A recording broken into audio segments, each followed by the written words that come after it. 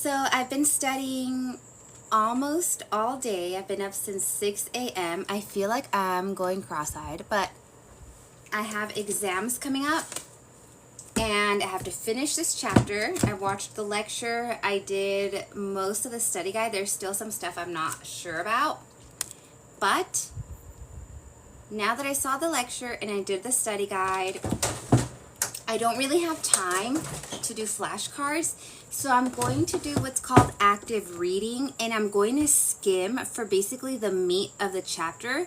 So if you guys are into psychology and you want to learn about abnormal psychology, this chapter is about assessment. So I'm going to read out loud.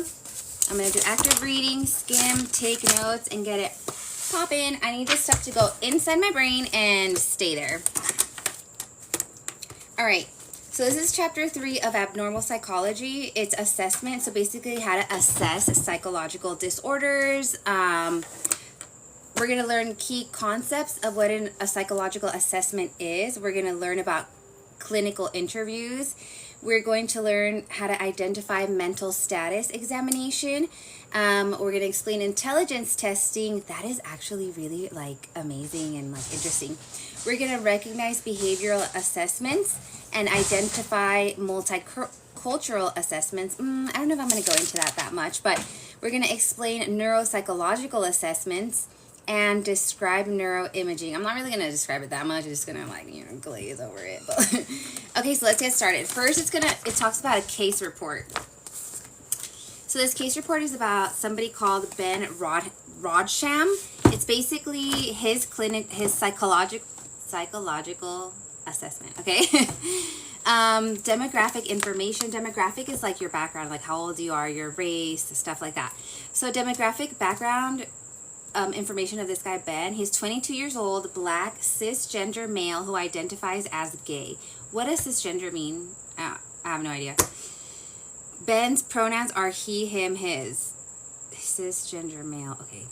History of present illness. Ben's supervisor referred him for an assessment at his employer's employee assistance program following an incident in which Ben hit his head while operating a subway train. When driving above ground, Ben reported that the brakes jammed as he was coming to an intersection. Okay, whatever. Let's see. Using the emergency brake, Ben was able to stop the train. He hit his head, though, and he lost consciousness because he hit his head through the glass. He can't recall what happened right after his head. He had to take a 2-week leave of absence. And then he couldn't go to work for 2 weeks after that because he can't leave his house. So, psychiatric history. Ben has no history of psychiatric treatment. He stated that he has never experienced depression or anxiety. Ben's lying. Anyway, and that he typically feels just fine, which has made the recent changes in his psychological state even more disturbing. So Ben reported that he's never used drugs, occasionally drinks when he's in a social environment, and his maternal grandfather and his uncle were both diagnosed with schizophrenia. So basically, he didn't have anything remarkable in his past or current medical history for himself. So his psychiatric risk level is low. He denies having any current suicidal ideation. He has no past history of suicide attempts. Because Ben's symptoms emerged after his accident, they're going to refer him to a neuropsychological testing to rule out the possibility of traumatic brain injury.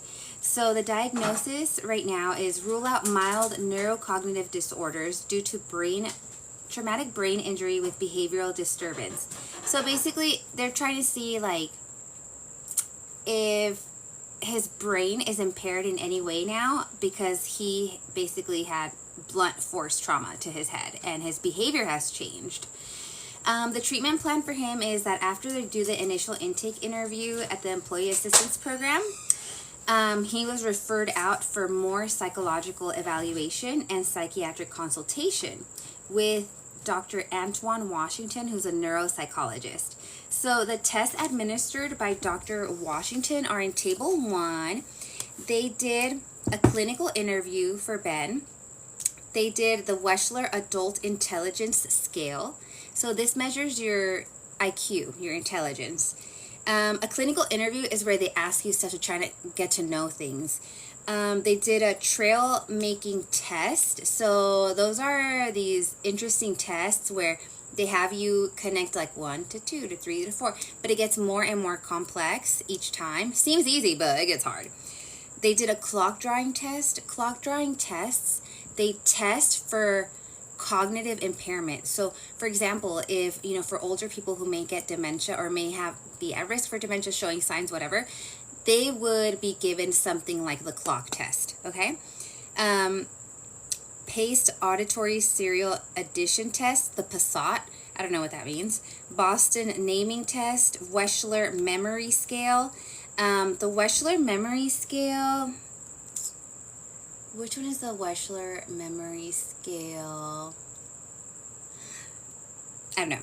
Minnesota Multifaceted Personality Inventory 2, MMPI2. So those are all the tests that they gave Ben after his head injury changed his behavior, and he doesn't have history of, basically like personal psychological stuff. But in his family, he does have 2 males who have schizophrenia, okay? So first, when it comes to doing psychological assessments, you need to do characteristics of psychological assessments. You need to know, like, what does a psychological assessment have to have?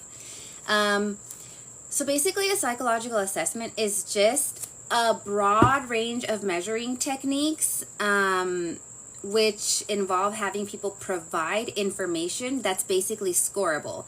So they're just a bunch of tests that you can pick. You can pick which one you do depending on what you're trying to figure out, what test is the most applicable. And they basically try to get scoring on your psychological functioning. Let's see. Although the basic principles are the same across assessment tests, there are several types of assessments. They vary according to the purpose. And let's see, the clinician will decide. So you have to have a good clinician that kind of understands that really understands what's going on. A diagnostic assessment provides a diagnosis or at least a tentative diagnosis of an individual's psychological disorder. Forensic assessments are used in the context of criminal cases where legal determinations are made on the basis of psychologists' findings. In employment settings, an assessment provides information that an employer can use to evaluate whether a job applicant is suited for a position. So I think after Ben, knocked the crap out of his head at work, his employer's like, I don't know if you should be driving people anymore, So whatever the purpose is, the psychologist who actually administers the test has to be objective. He has to be thorough when he does the test, and he has to be knowledgeable. For example, me, I have ADHD, okay? So if I take a cognitive test, if I take a neurological test, for example, that's for geriatric people at risk for dementia, I'm 35, but because of my ADHD, I probably will score higher on cognitive impairment. If I don't have a good clinician and they don't take that into consideration, I could be like, a clinician could give me the wrong test, not take all these extra things into consideration, and get improperly diagnosed.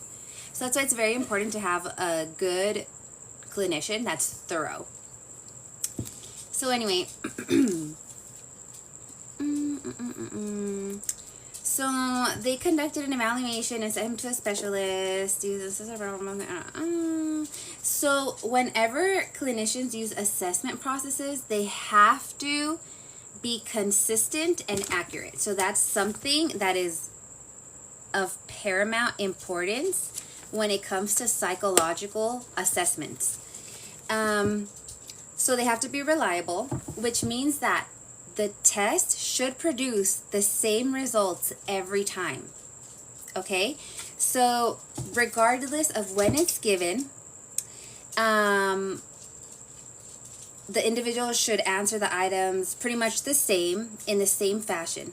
So that is a requirement for a psychological assessment, okay? Consistency, which is reliability. So let's put here consistency, aka reliability. So let's put assessment process must have consistent, aka reliability, and they also must have validity. So validity is when a test reflects the extent to which, okay, so basically validity is like you're testing the right thing. So for example, an IQ test, it's going to be valid if it's trying to test for IQ, and it does test for IQ. But if it tests for IQ and the findings are actually about personality, then it's not valid. Okay, it has to actually test what it's trying to test. So that is required. It's accuracy, and like another term for it is basically validity. Okay. And so before giving a test, clinicians have to be aware if that test is reliable and valid. Let's see. Okay, so the test has to score similarly from person to person, and it has to meet the criteria of standardization. Standardization meaning that it has clear instructions for administering and scoring. That means it's standardized, is the same for every single person. Okay? They don't, the wordings has to be the same. Everything has to be exactly the same every time it's administered. That's what standardization means. It's standardized testing. Like when you're in school and everybody in your class, you're all taking the same test. Okay? Anyway, test scores should be calculated in the same manner, blah, blah. Okay, that's obvious. Okay, let's see. In addition to ensuring test reliability, they also even consider languages, cultural backgrounds, age, whatever, so that everybody has basically the same,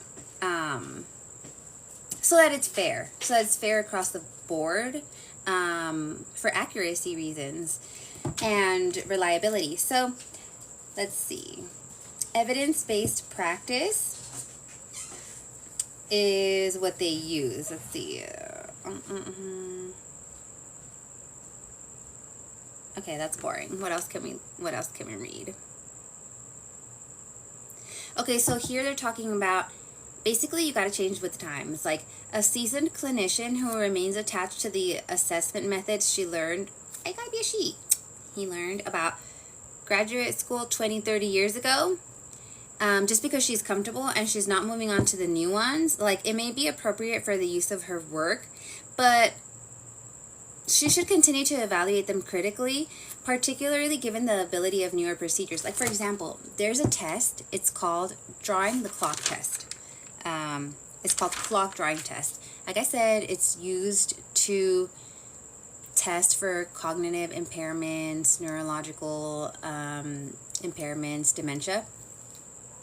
Guys, when's the last time you looked at a clock or drew a clock or read a clock? Like people don't really carry watches, blah, blah, blah, right? So eventually that test is kind of going to be obsolete. You know, it's not going to be because somebody's cognitive abilities are impaired. It's going to be because it's just become obsolete in society. People don't really use clocks anymore. So you have to keep up with the times, basically.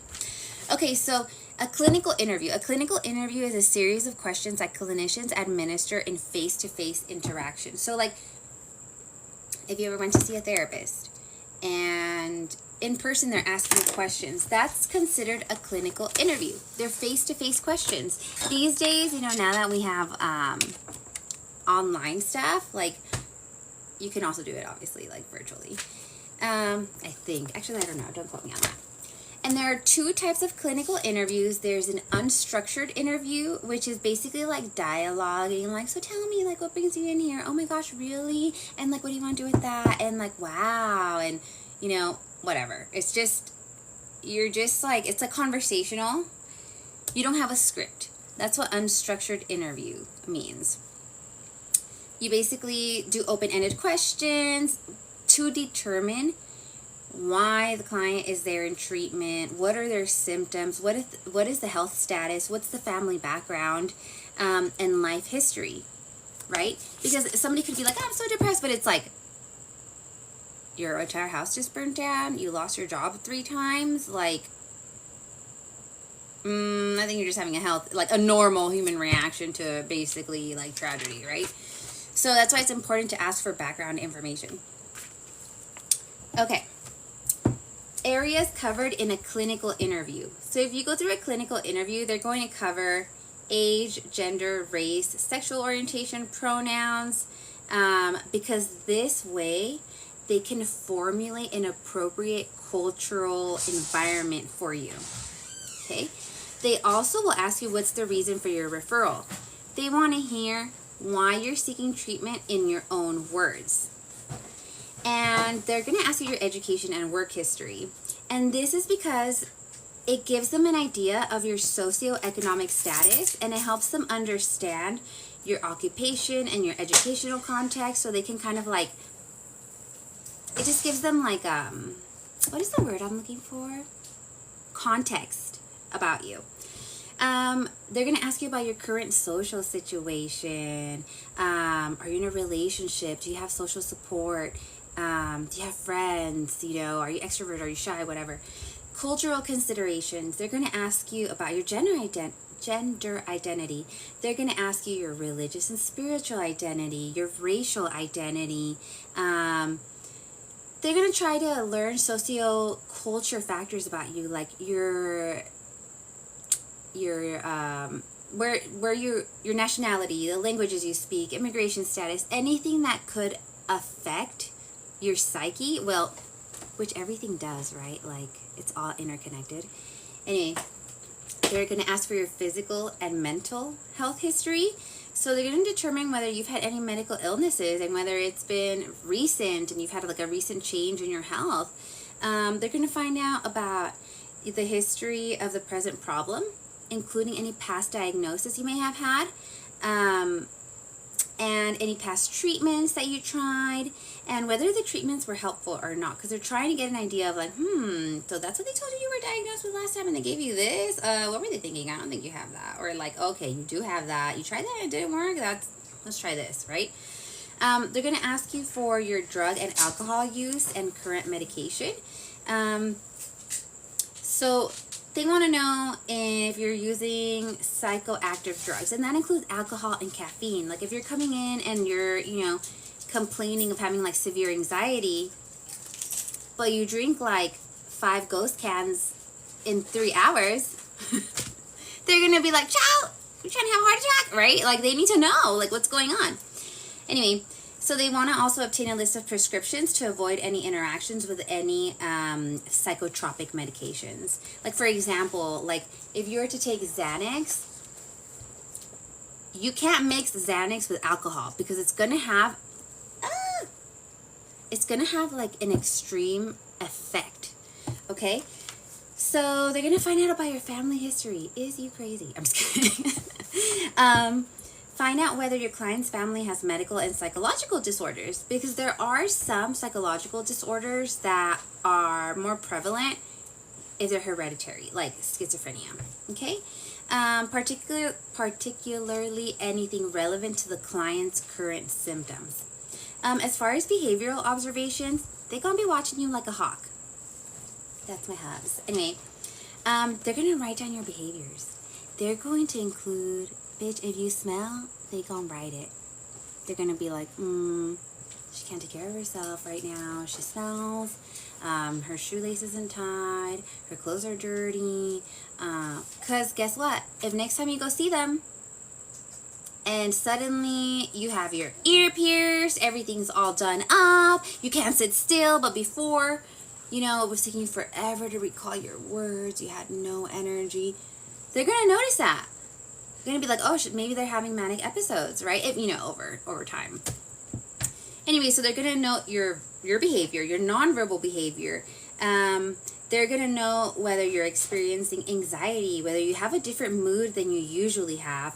They're gonna know if you're experiencing difficulties in paying attention, in compliance. Like for me, when I started seeing my therapist, not immediately, but maybe like when she felt comfortable telling me, because I was in there for anger. Anyway, so I think like the second or third session, she was like, I think you have ADHD. And I was like, why does everyone say that to me? It's because I have ADHD. Obviously, I've done a lot of work on myself. They're going to attempt to determine your mental status. They're going to compare your appearance with your stated age. Okay? They're going to determine whether you're oriented to time, place, and person. Whether client is oriented to time, place, and person. They're going to observe any unusual motor behaviors.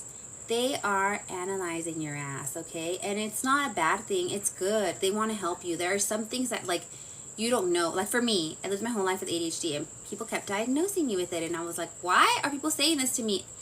I was having so many problems in my life.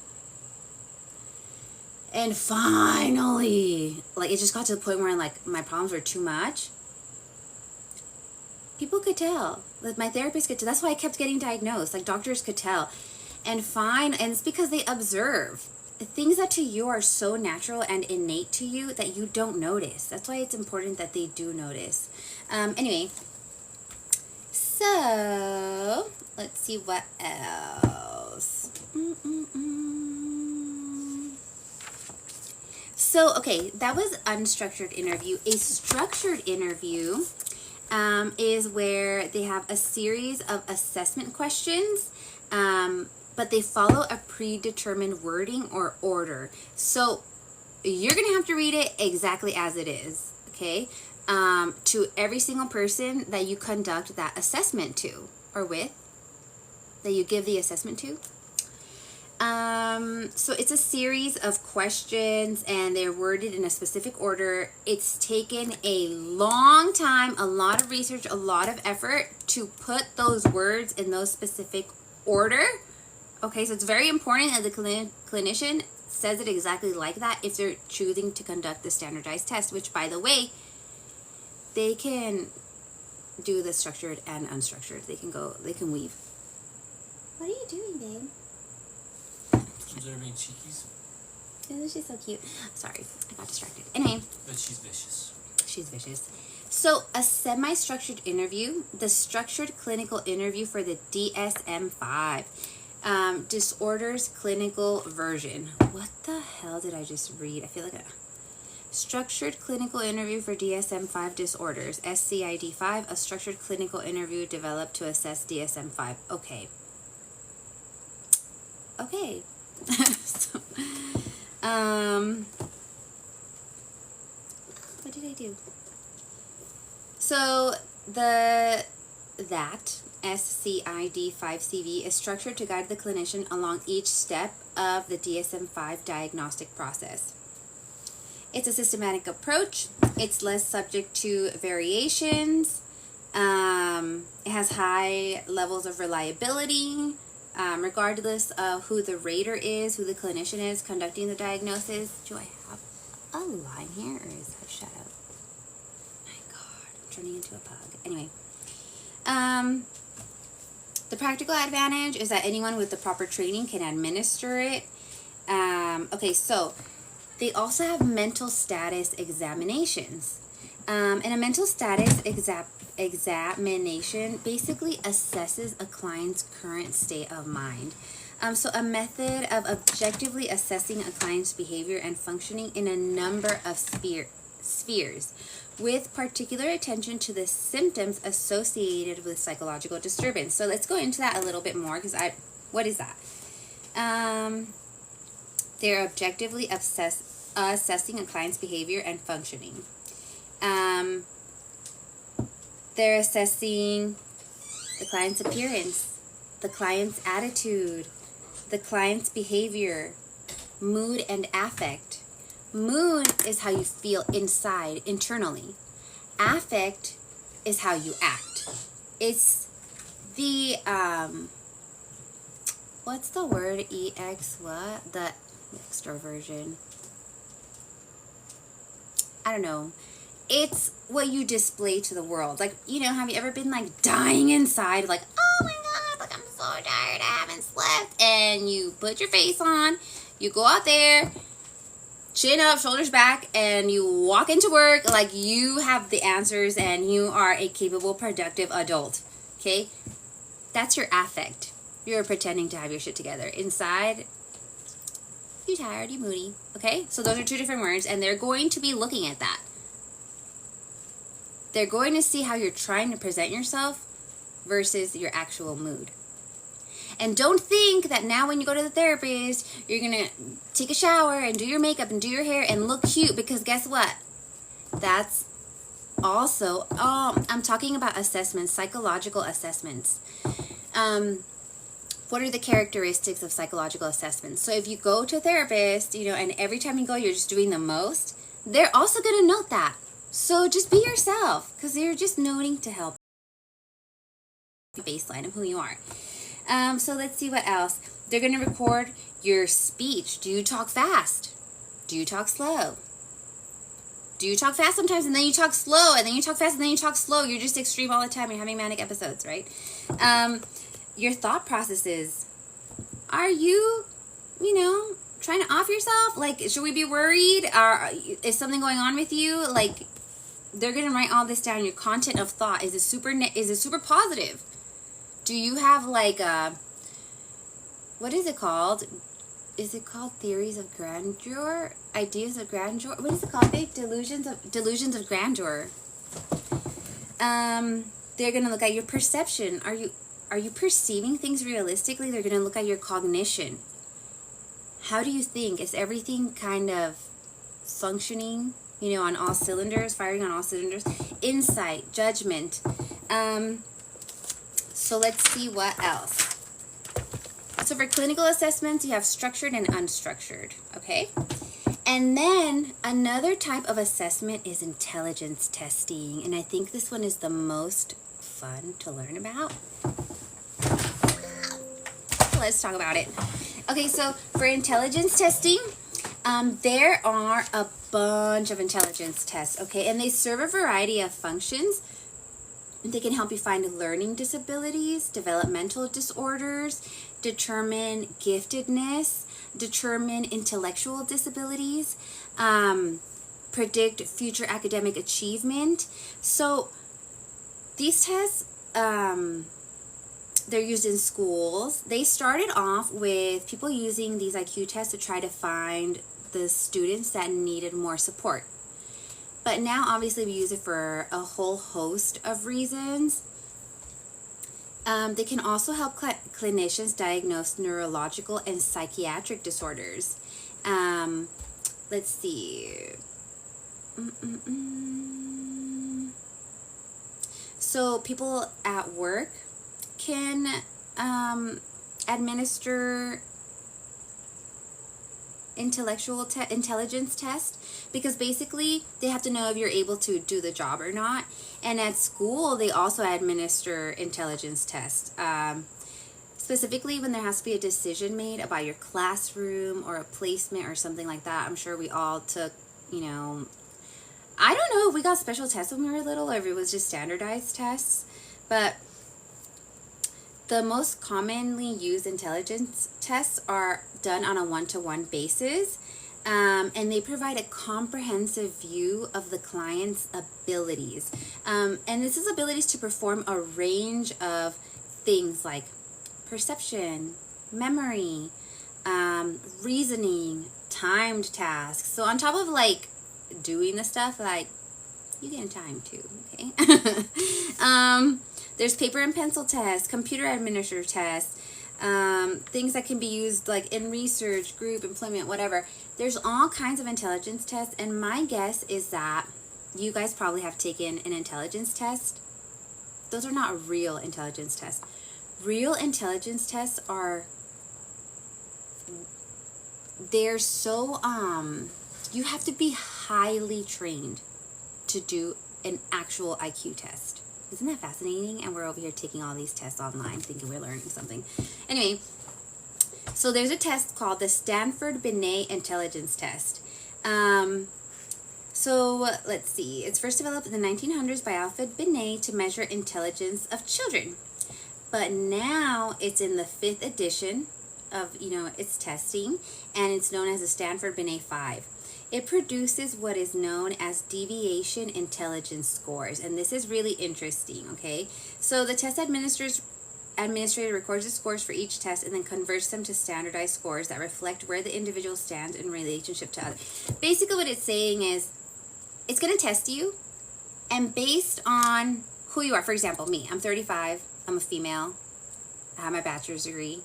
So if I took an IQ test, it would measure my score against other females who are 35, got their bachelor's degree, and then that's how I would get my baseline, right? Because like if you had my score, but you didn't know what the baseline is, how is that helpful? So that's basically what it does. They've decided, so they chose, obviously it's, it's made of things, so they have to choose. They chose that the 100 IQ score is average. What does that mean? It means that 50% of people will have less than 100. 50% of people will have more than 100. Or is it 49 and 49? I don't know, but you get my point, right? So, it has a standard deviation of 15, meaning that most people will have,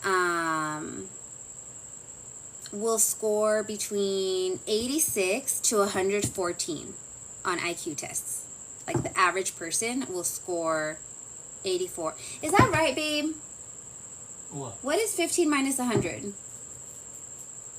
Negative 85. Okay, so 86. Most people will score from 86 to 114. Anyway, and that basically means, for example, if you get an IQ score of 84, it means that you are your IQ score is at or above the IQ of 84% of the population. Wait. Oh, no. If they receive a score of 115, oh my god, that was so confusing. Let me just read it to you because I don't know how to mess it up. The average deviation IQ score is set at 100 with a standard deviation of 15. That means the average is within 15 points of 100. Okay, so 86 to 114 is the average that people will score on an IQ test. So if you fall anywhere between 86 and 114, you average. And there's nothing wrong with that. So if a child receives a standard Binet 5 score of 115, so IQ score of 115, this means that the child stands at or above the IQ of 84% of the population. Okay? Because they are above the standard deviation of 15. If they were within the average standard deviation, they would be, the max that they could go is 114. But if they tested, their IQ test resulted in 115, that means they are above average, is basically what it's saying. In addition to yielding an overall IQ score, the SB5, which is what they call the standard Binet score, for short, SB5 yields scores on measures of scales labeled fluid reasoning. Okay, so basically, it doesn't just give you your overall comprehensive score. It also breaks it down into categories. The categories are fluid reasoning, meaning like, can you change, like, if something changes, are you stuck and going to keep doing it the way that doesn't work anymore? Or are you fluid? Can you change and adapt, okay? Knowledge, that is like basically being able to retain information. Like how much information, like, have you retained?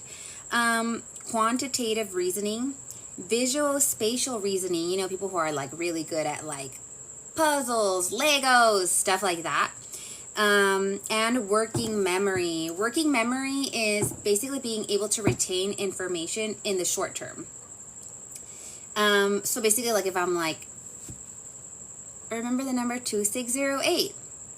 Okay, and then you tell me, repeat the number, and then you repeat the number. And then I'm like, okay, now repeat the number 1012, and then you repeat the number. And I'm like, okay, now tell me all those numbers backwards. That's testing your working memory. There's also an IQ test called the Wechsler Intelligence Scales. The Wechsler has a test for kids, a test for teens, and a test for adults. Okay? Oh, wait. The first comprehensive individual test that researchers specifically designed to measure adult intelligence was the Wechsler Adult Intelligence Scale. Wait a minute. I thought they have one for kids too. Let me just make sure I'm not learning the wrong stuff. Ow! Where did I write my notes? Oh, they're over here. Babe, is my study guide over there? Maybe. Do you have the Wechsler? I don't think so. I think It's your shelf building guide and your clock. Babe, I think it should be there. Clock? Yes, it's that. This is a study guide? Give it to me, babe! It's 3 lines. The judgment! Well, I didn't have anything else to write. Okay, so the Wechsler Intelligence Test. Yes, I do remember correctly. It may have been the first test that was specifically designed for adults, but now they have a kids version, a teens version, and an adults version. Pat on the back. Thank you, working memory. Okay, and babe, no judgment. So,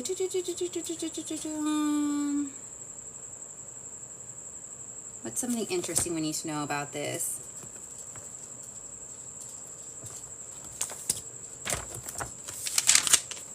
Okay, so for the Wechsler test, the Wechsler Adult Intelligence Scale, let's just call it WAIS-5 because child is too much.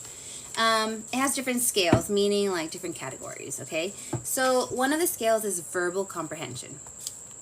They test vocabulary, information, comprehension, and similarities.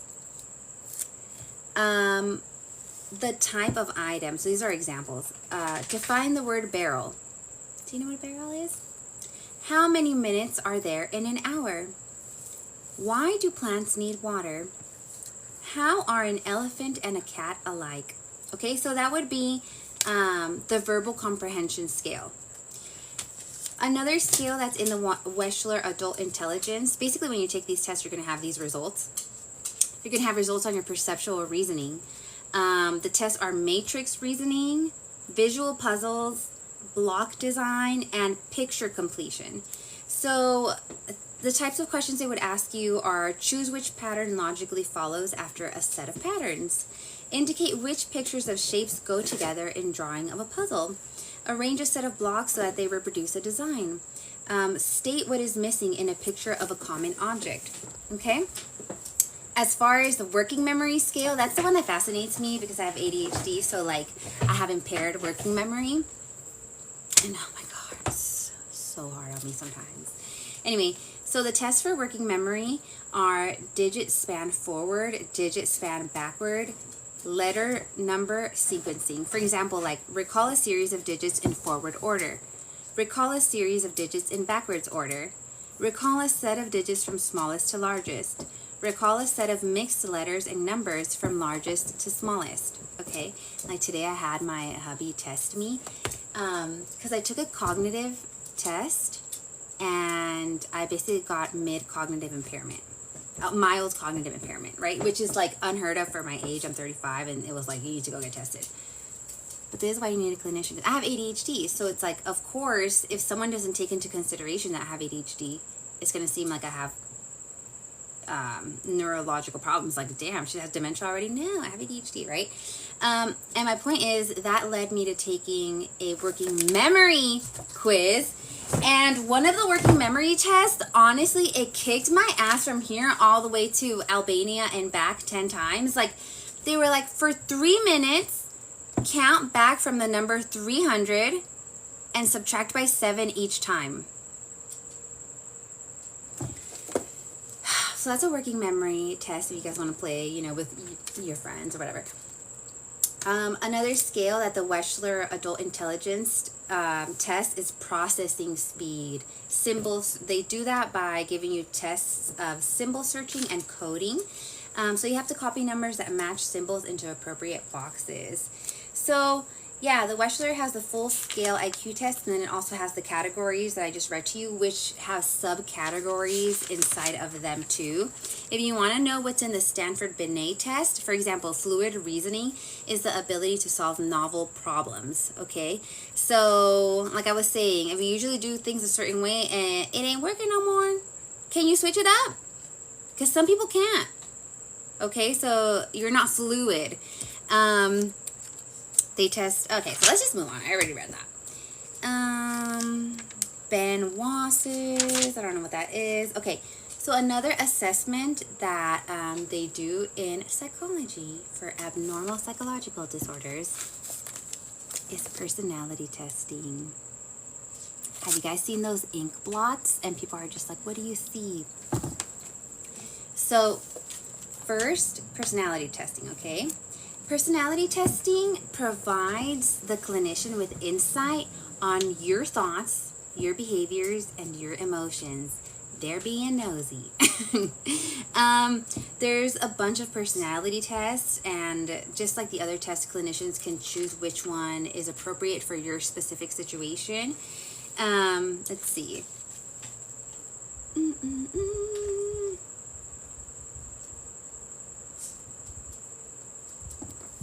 Okay, so the most common form of personality tests for in diagnosis is called a self-report clinical inventory. Basically, these are people themselves taking these tests.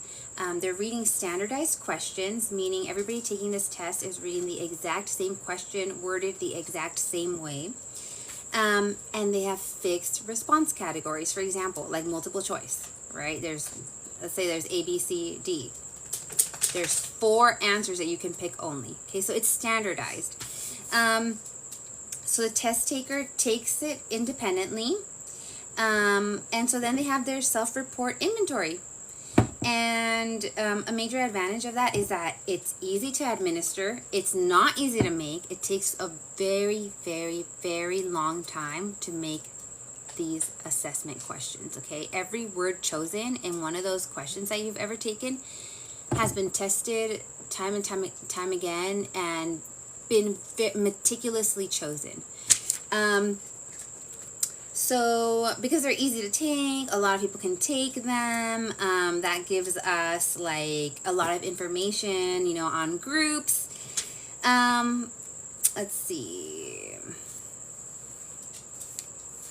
The most widely used self-report clinical instrument is called the MMPI.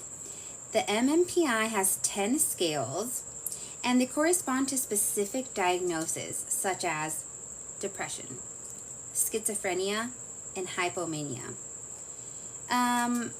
Let's see. It actually also has extra validity scales to help determine if the people who are taking the test are telling the truth. Because, you know, sometimes we don't want to be honest with, like, I shower every day. You're not going to be like, oh yeah, like I haven't showered in 8 days. Like, you're probably going to lie, right? Okay, so let's see. So for the MMPI 3, there are 335 true-false items, all in the form of statements that describe the individual's thoughts, behaviors, feelings, and attitudes. So this test got updated in 2020 for the first time since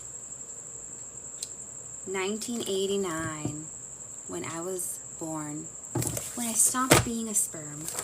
Okay. The new items were needed because the original instrument was written in the 1930s. Oh my god, that's how outdated it was.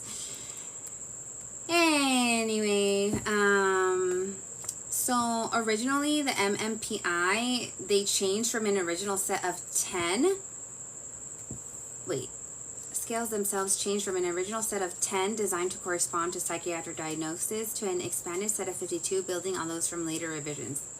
I don't know what that means. I don't think it's important for me to know. Other self-reported inventories. SCL90R measures test takers' current experiencing of 90 physical and psychological symptoms. So there are 9 overall symptom scales, such as depression, anxiety, and hostility. Additionally, the SCL90R, we're still talking about personality testing, okay? These are different assessments that test personality, okay? One of them is the SCL90R. This test produces an overall global severity index and the number and intensity of the individual's system.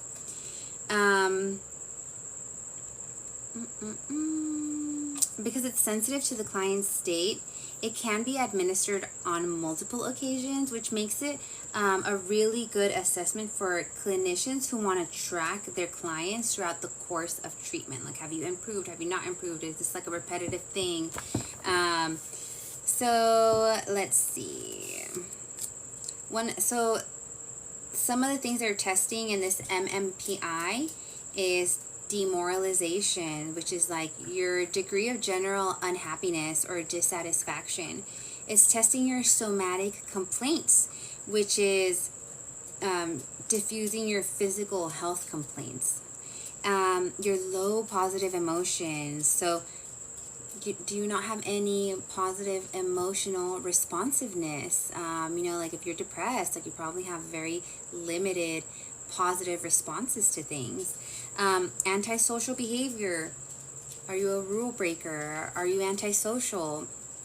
It tests for ideas of persecution. Is you paranoid? Like, do you think other people, are causing a threat to your survival? Dysfunctional negative emotions, which basically measures maladaptive anxiety, anger, and irritability. All my PMDD symptoms. Okay. It measures aberrant experiences, which is basically unusual thoughts or perceptions about things. And hypomanic activation. So this is overaction, over-aggression, impulsivity, and grandiosity. It's giving manic, which is called hypomanic. Hypo meaning hyper, manic meaning a lot.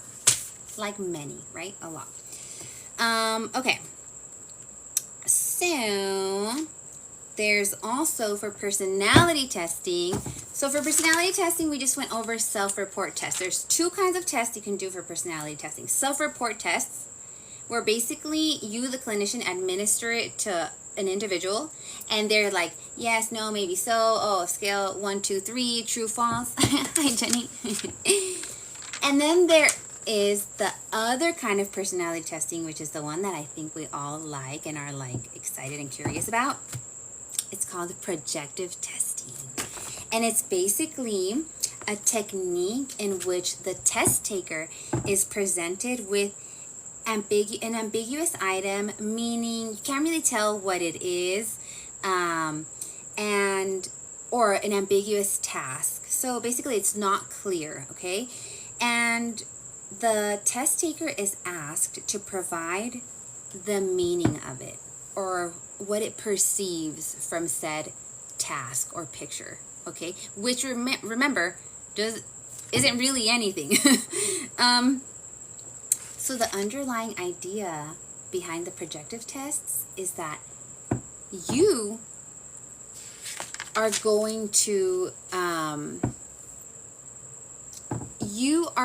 to basically project your thoughts, your feelings, your situations, your life into that ambiguous thing. So if I'm looking at a cloud and I'm like, oh, that looks like my first birthday cake, and my daughter's turning 1, and I'm like, okay, but to you it's like just looks like a fluffy white cloud. Like, what is going on with you? Like, you need to talk, right? So for example, like sometimes clients don't want to say out loud what they're dealing with, or they're dealing with unusual symptoms or qualities that people have stigmas about, or that people can think negatively about. People are afraid.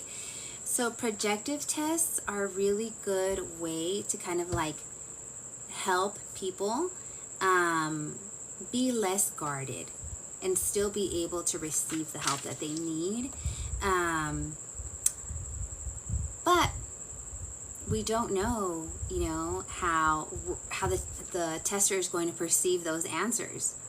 They're made up answers, and then the tester has to make up, you know, meanings to those made up answers. So, for example, the one that we all know is the Rorschach. Is it Rorschach or Rorschach ink blot test, babe? I have no idea. Anyway, it's named after a Swiss psychiatrist, and he basically took a set of 10 cards, and one by one, 5 of them are black and white, and 5 of them have color. He basically put ink in them and folded the paper. That's it. Those test ink blots that you've seen, like, circling around, like, that's it. It's just ink folded up in a piece of paper. You open it and you tell someone, like, what do you see? Tell me the story. And that's it. So the test taker's job is to describe what the ink blot looks like. And it sounds simple, but over the last century, researchers and clinicians have continued to refine the scoring methods.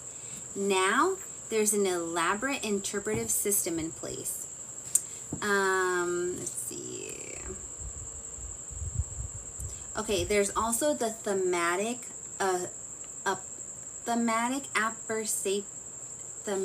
apperception test.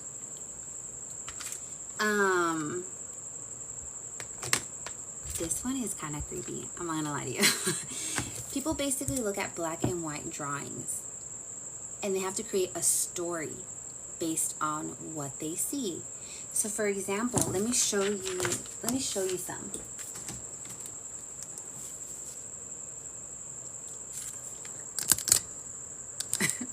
He's so cute. Anyway. I'm going to show you one, and you guys write in the comments, what story do you think that picture is telling?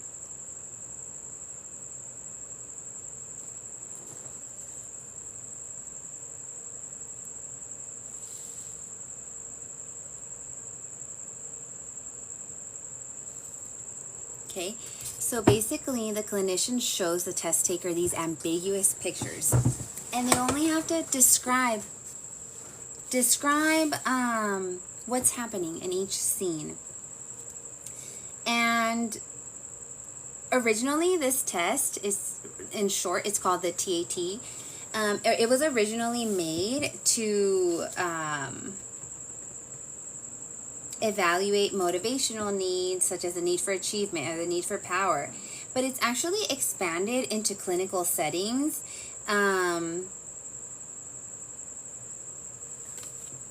Let's see. But these projective tests, they're more useful when they're combined with self-report tests. Remember what self-report tests are, okay? They're standardized tests. They're all worded the same. They have a specific categories of answers that people can pick from, and you just take the test by yourself and put the answers. So you guys want to see another one? What do you see here?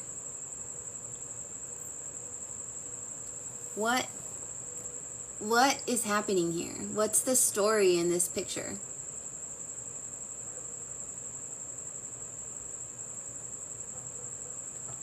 For example, if a married guy was like, that's a married man, and he just finished having sexy time with an escort, and now he's walking away and he feels so guilty for what he did. Okay, as a therapist, you're gonna be like, what do we need to talk about? What do you need to get off your chest here, buddy? You know, me and my hubby, I get to sleep in longer than him. So for me, as soon as I saw this picture, I was like, her husband is so exhausted and he has to go to work, and she gets to sleep in, but she's tired too. Some people will be like, oh, it's a doctor and he lost his patient, right? They're pictures of basically nothing. Like, and you're is it ascribing meaning to it, babe? Yes. Ascribing meaning to it. Okay? Anyway, let's move on. There's also behavioral assessments. So as far as assessing psychological disorders, we have intelligence tests, personality tests, clinical interviews, or is it clinical intake? Pause.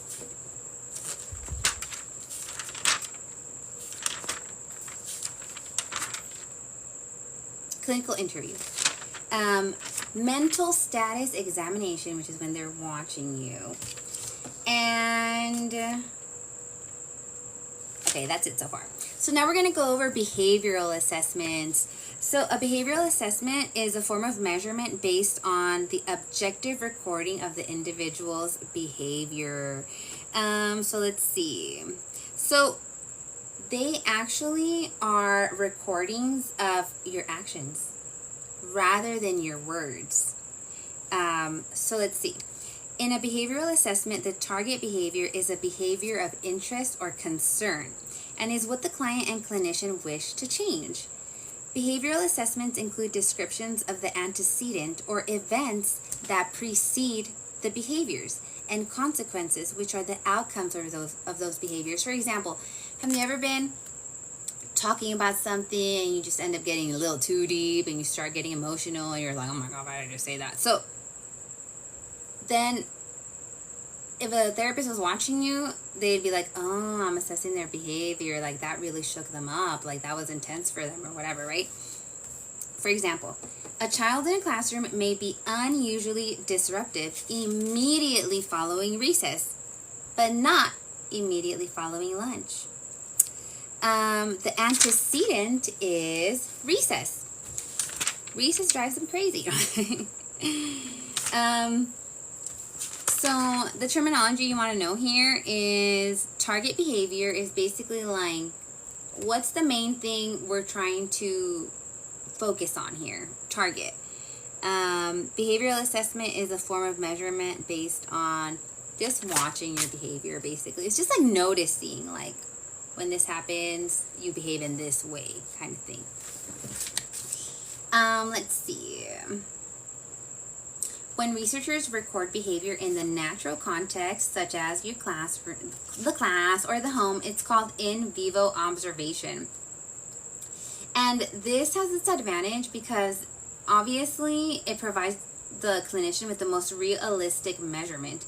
But it is time intensive and it's not always practical.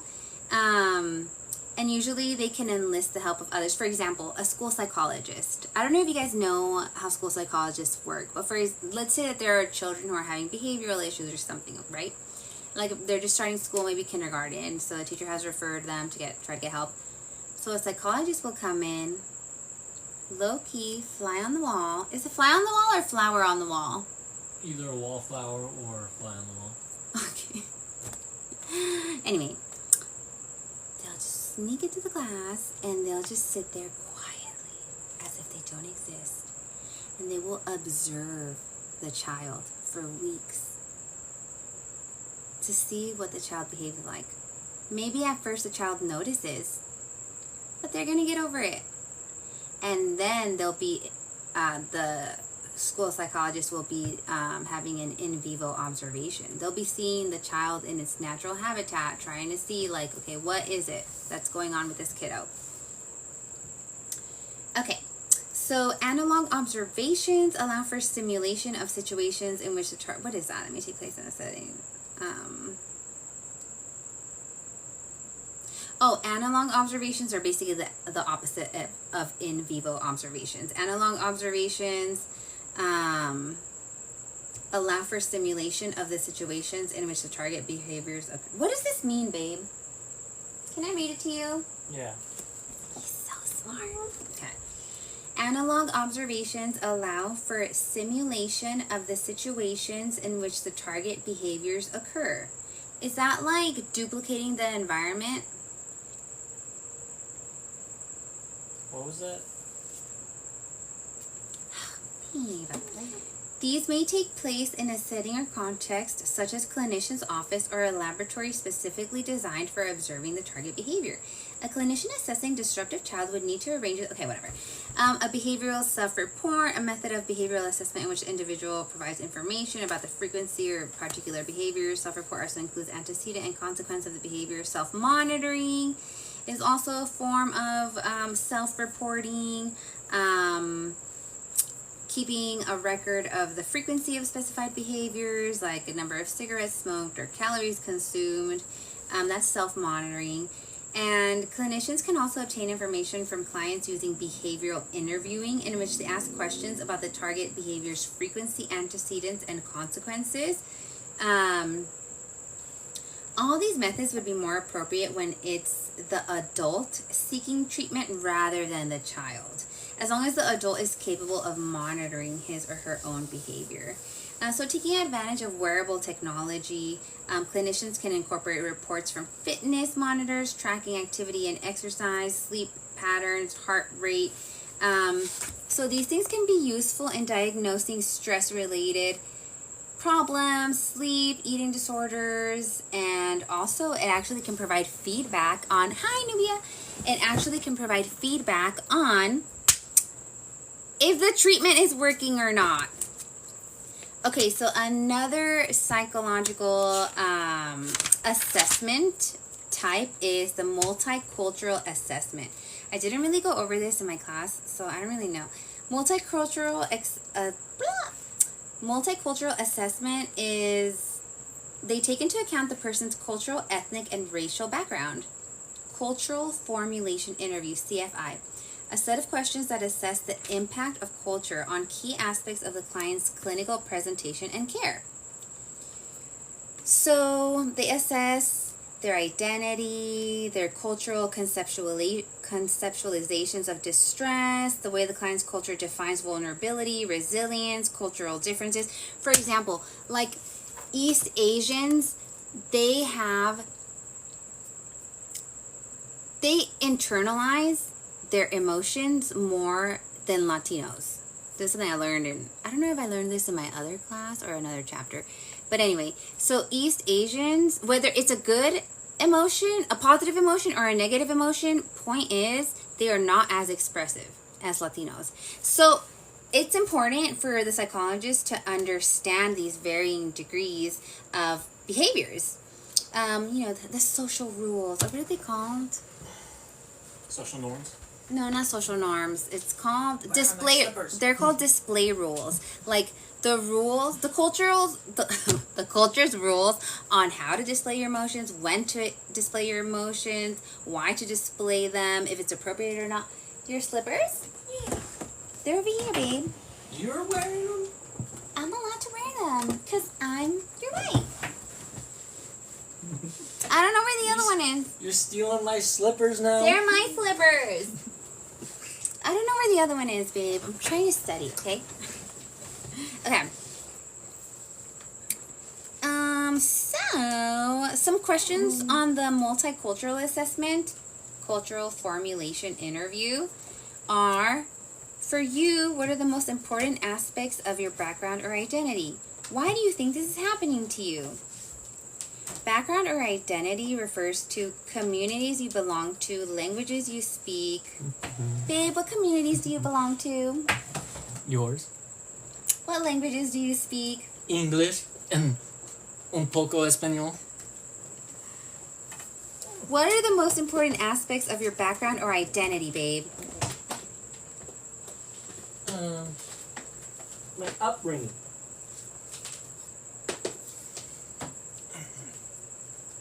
And okay, whatever. So basically it asks you all that kind of stuff. Like, moving on. Okay, so another assessment they do is neuropsychological assessment, and they're performance-based methods assessing cognitive functioning that clinicians use to understand the cognitive consequences of brain damage, brain disease. I can't go on, you guys. I'm just no longer interested. It's the ADHD. Anyway, thanks for watching. Bye.